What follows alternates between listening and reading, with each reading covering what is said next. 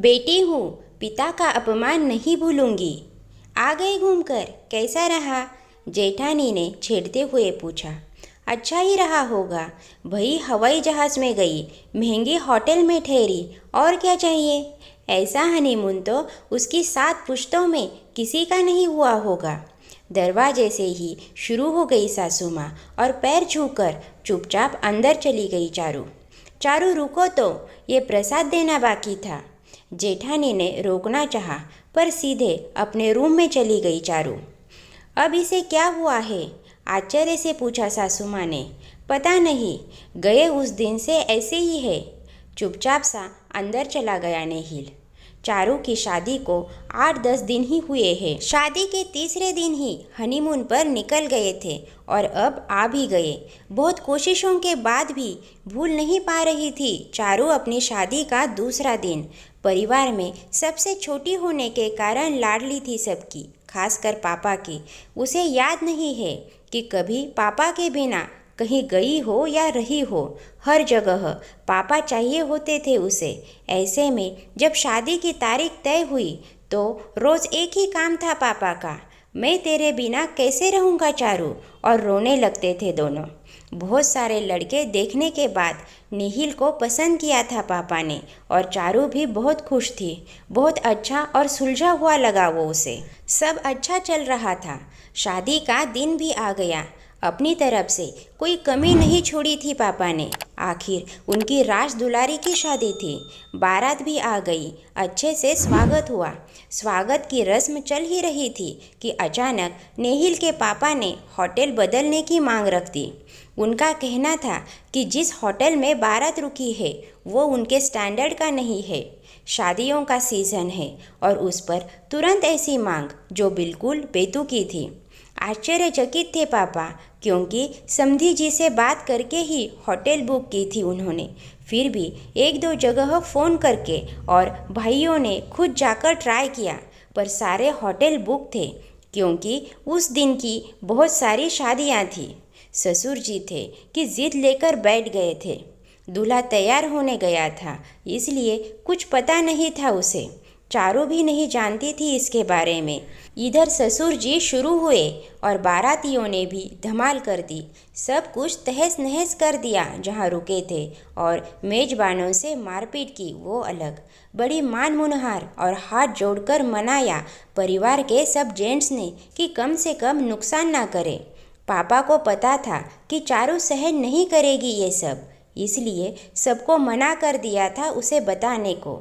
नेहिल को थोड़ी भनक लगी थी, पर उसके पास जानकारी ही अलग थी। खैर, शादी हो गई। ससुराल में भी कोई कुछ नहीं बोला चारू से।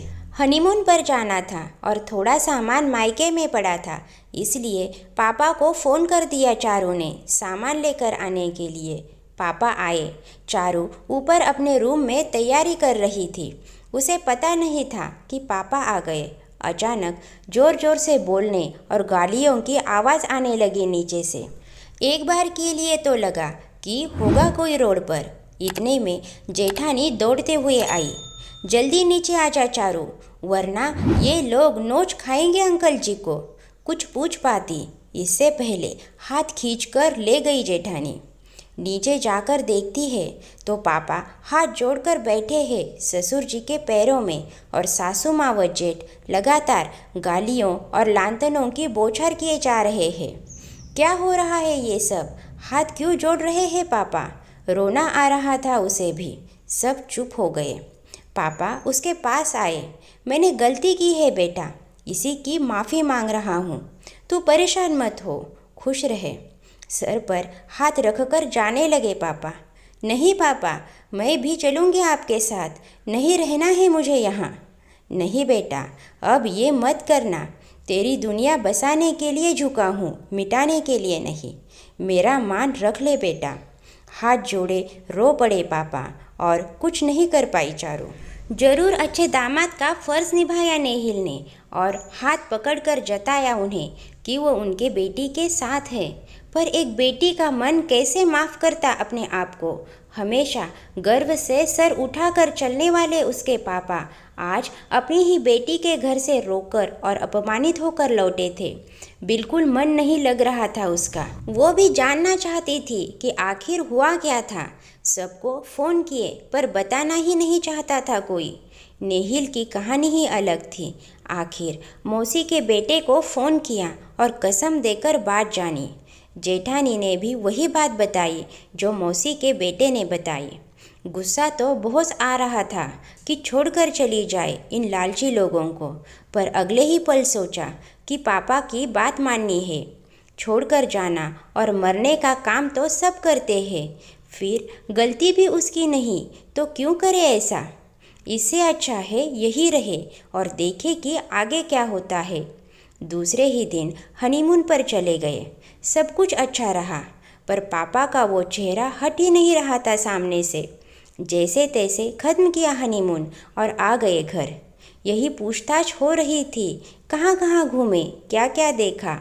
उदासी साफ झलक रही थी दोनों के चेहरे से। ठीक से किसी बात का जवाब भी नहीं दे रहे थे दोनों। इस पर गुस्सा आ गया पापा जी को। ऐसी क्या उदासी कि 10 दिन तक न उतरे। इतना खर्च करके भेजा था तुम दोनों को घूमने और वैसा ही मुंह लेकर वापस आए। डांटते हुए बोले ससुर जी।